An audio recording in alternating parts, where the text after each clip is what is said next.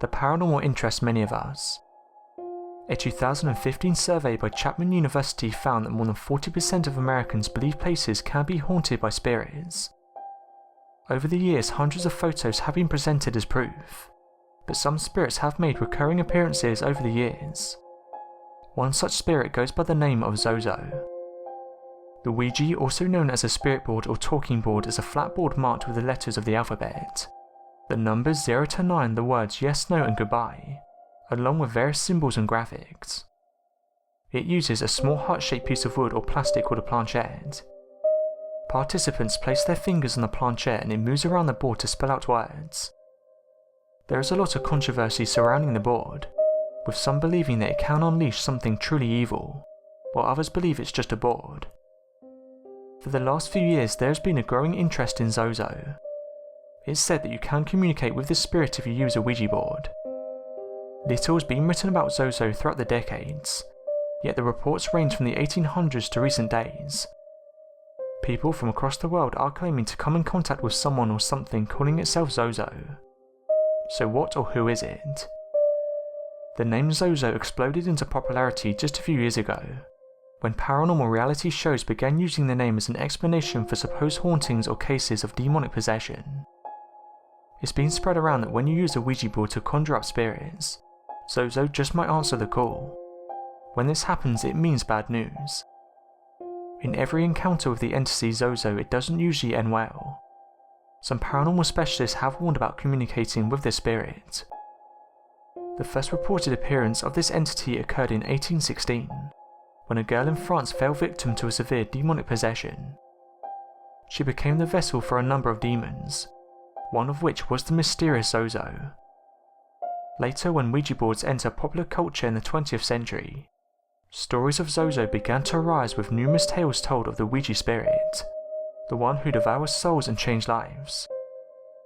In most stories, Zozo is initially friendly and sometimes uses a different name. Occasionally it will appear in the middle of a conversation with another spirit, and tends to interrupt the communication. The planchette performs strange figure 8s or inverted Zs, and answers become repetitive, but it doesn't take long for an encounter with Zozo to turn negative. In 2012, a user at ghostspace.com shared the story of a confrontation with the Ouija board spirit. Her friend had been asking the spirit board questions about her recently deceased father, which it answered correctly. Then the board suddenly turned its attention to her mother. Again, the board seemed to have a supernatural knowledge of their parents. Then the active spirit seemed to switch again. They asked who it was and the reply was haunting. The pointer spelt out Zozo. So what do you think Zozo is? Is it a demon, an evil spirit, or perhaps nothing more than the imagination running wild during one of these sessions? Let me know your thoughts in the comments.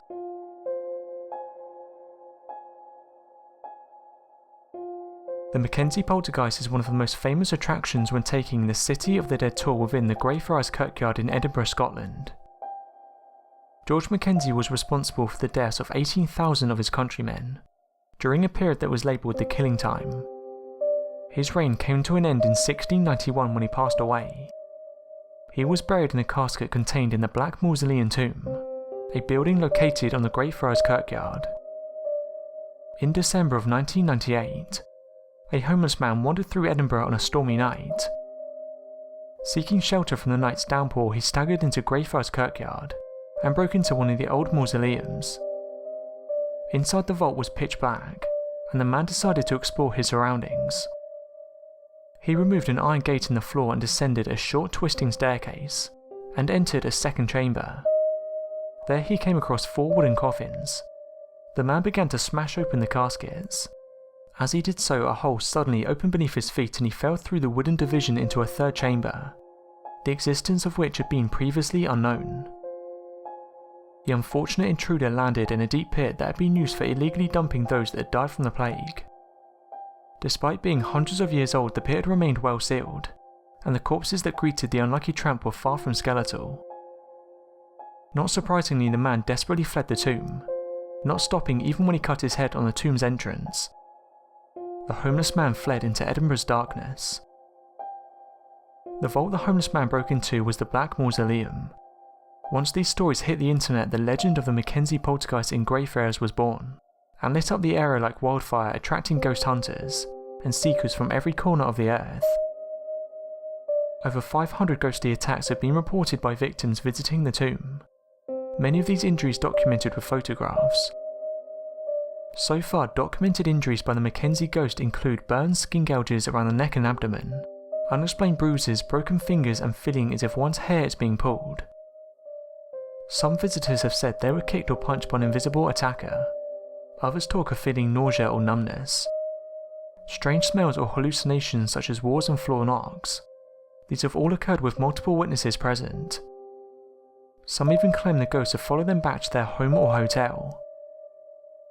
Today, many people believe this graveyard is haunted by the Mackenzie poltergeist, an evil spirit whose hatred lives on from beyond the grave.